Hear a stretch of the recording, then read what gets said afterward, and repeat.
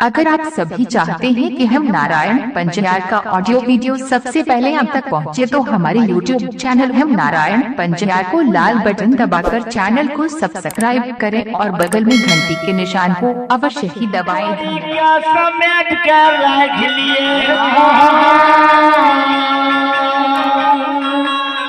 प्रभु यहाँ तोड़ी कहे संसार यहाँ बिना मुट्ठी वहाँ के मुट्ठी में है। प्रभु अहाँ चाहे लेबे तो संसार पर में परल क्या देवे, लेकिन बड़ी भागवान तन बाबा सुन दुर्लभ सब गंथर गावा भक्त बड़ा है या भगवान ने बड़ा है ये भगवान श्रद्धालु जी भक्त से भगवान के भगवान क्या आवे पड़े छे। प्रभु यहाँ जे लीला करना है यहाँ क्या देख लियो। उदय बाबा के लाजे तोरी के दुखावे बाबा की करही है उजनी में हम सवाल बाबा अब महाजा के लीला हो राजा लागे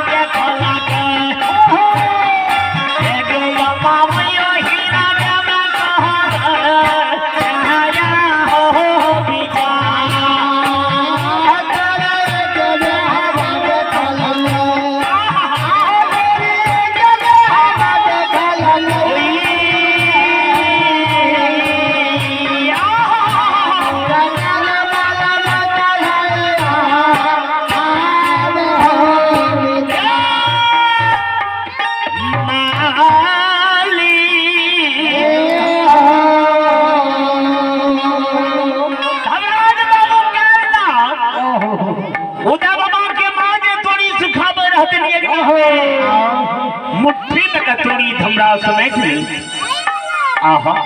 भगवान प्रभु की महिमा जब ये पार कोई नहीं जाने ही कृपा मुट्ठी में तोड़ी जब समझ लड़खी कुशे बाबू कहना तो उदा बाबा के मां के नजर पर ले तोड़ी हल्का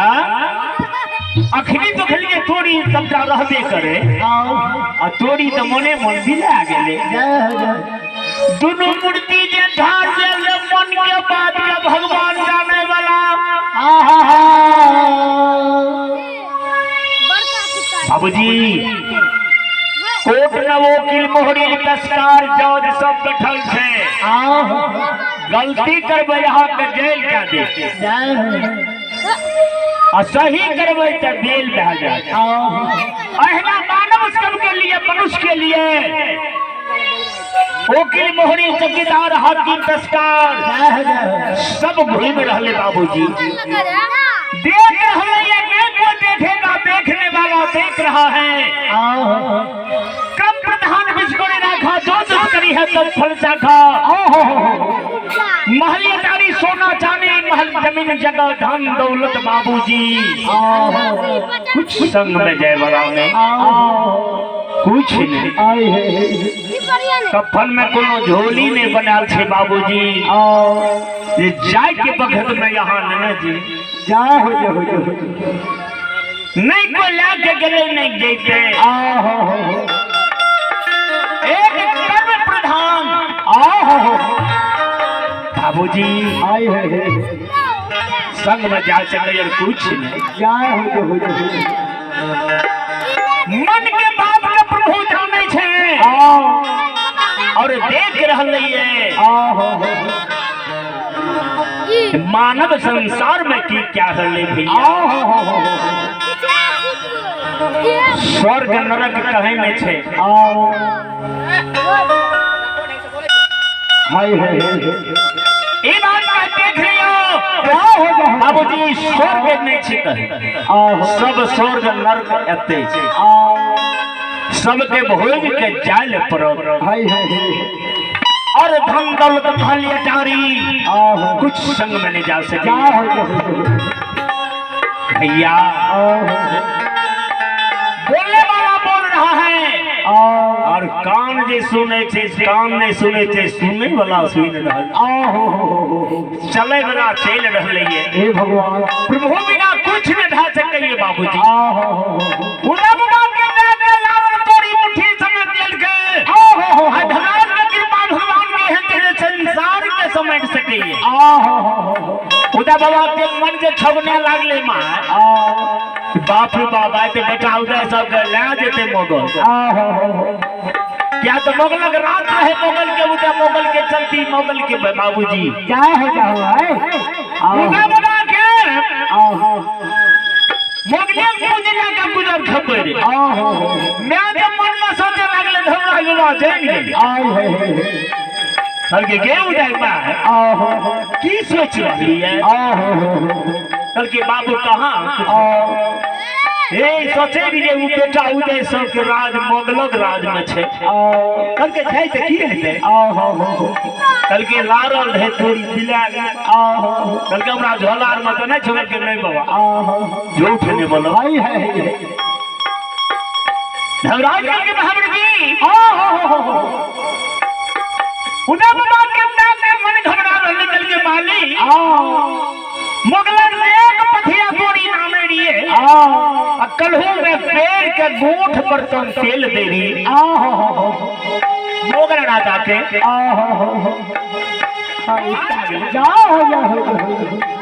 हमरा बेटा उदय सहमे मोगल राजा बैठा के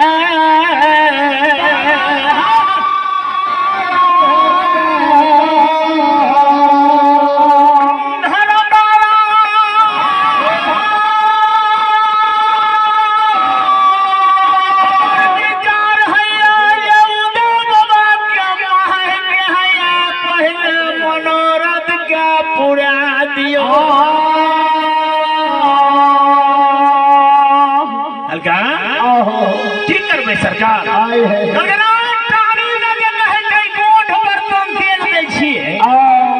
ओकरा एगो मांगियो ने आ गोठे पर त नहीं यहाँ त भर सके छी हाय हाय ओ धरदानी छी संसार के ले वाला दे वाला खाली करे वाला हो छे प्रभु करके गे उदय बाबा के बा कौन से बोलल त तोरी नामे छी अब कौन से तेल पहुंचावे छी कभी तेल के हमरा बर्तन देखियो उदय बाबा के अंदर पर मारने गेले तहिया तेली आर के देखे में बाबूजी माइट वाला रहे कारी आपने गेलन चले अब तेलीबा छै नाम के कलहू में जे तेल पेरे रहे ओहि समय के बुढ़वा आर दे मड़ुआ गोटी रे काड़ा दे रहे तेल एक बूंदा दे रहे सिसवावे आके दटारी मेट वाला छै अब तलियो ने गेलो उना बना के मेट वाला तारी ले के धुरा के बाका गुना धर दे करके प्रभु या छिए तेल तारी धरा के हम जी की करबै करके अहाँ मुट्ठी से गाड़ दियो भर जेते धर्मराज बाबा मुट्ठी में जे तोरी राखने रहे रे तोरी मुट्ठी से गाड़ दे के कलहू में पेरे रहे त भरी आधे बर्तन है रे अपना भैया पाला ताना पहला